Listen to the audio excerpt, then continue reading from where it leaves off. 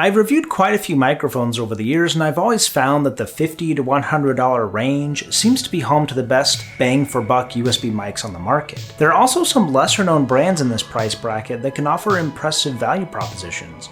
But is this $70 mic good enough to replace the $130 mic that I've been using for the past 5 years? Let's find out.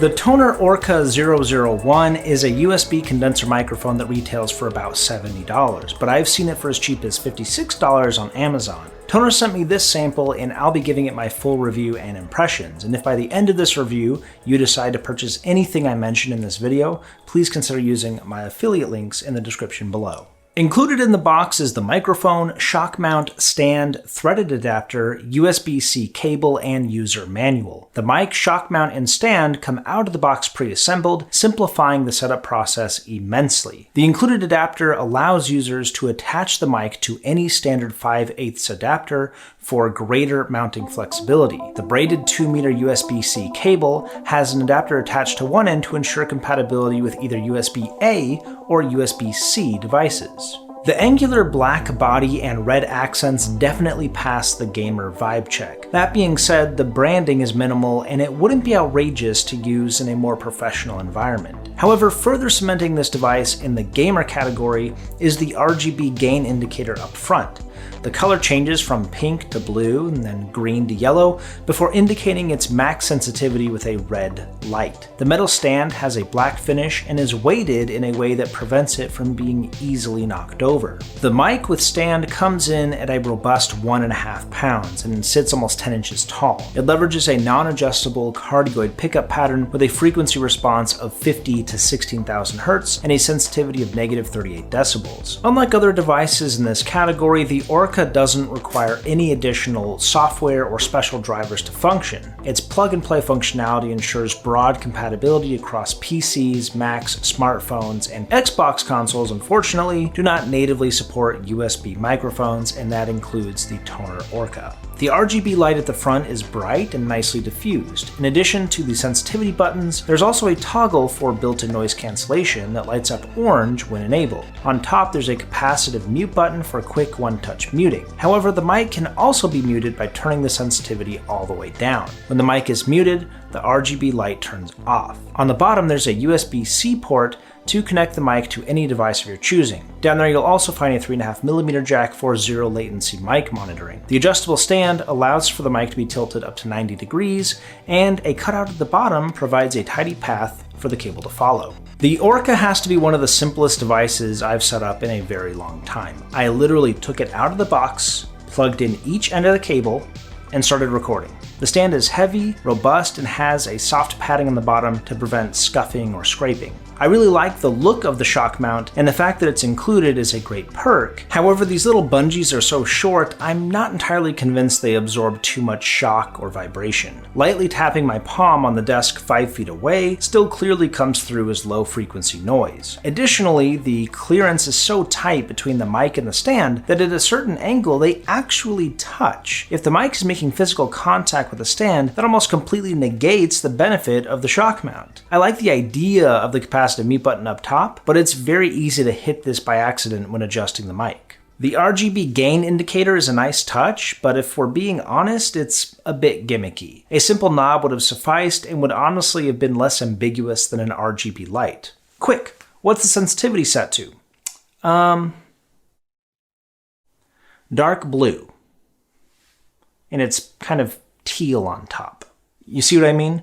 A knob would convey this information much more clearly. Now, I like the look of the RGB light, but it doesn't need to have a functional justification for being there. Now that I mention it, I seem to remember having a similar complaint about another Tonor microphone years ago.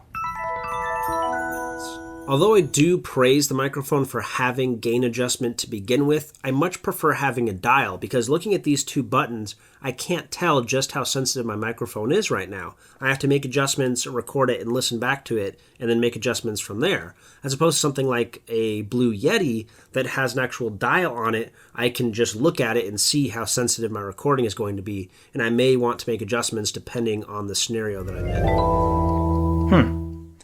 Anyway, my complaints about the sensitivity controls don't end there.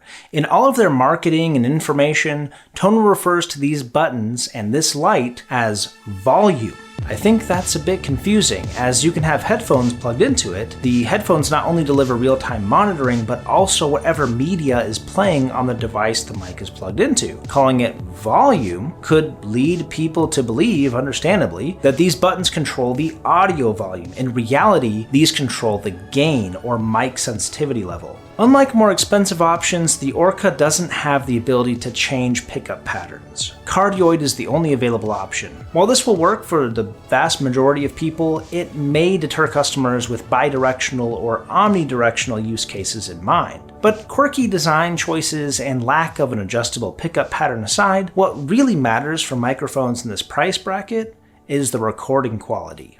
Here is the sound of the Tonor Orca 001 at yellow sensitivity and at a distance of about 18 inches. This is the native sound signature with no post-processing or audio enhancements. As you can hopefully hear, the audio is remarkably clear, and this is where the Tonor microphones really shine. The mic naturally produces a lot of substance in the lower frequencies. This is normally something I have to add into my videos in post to give my voice more of that radio announcer feel.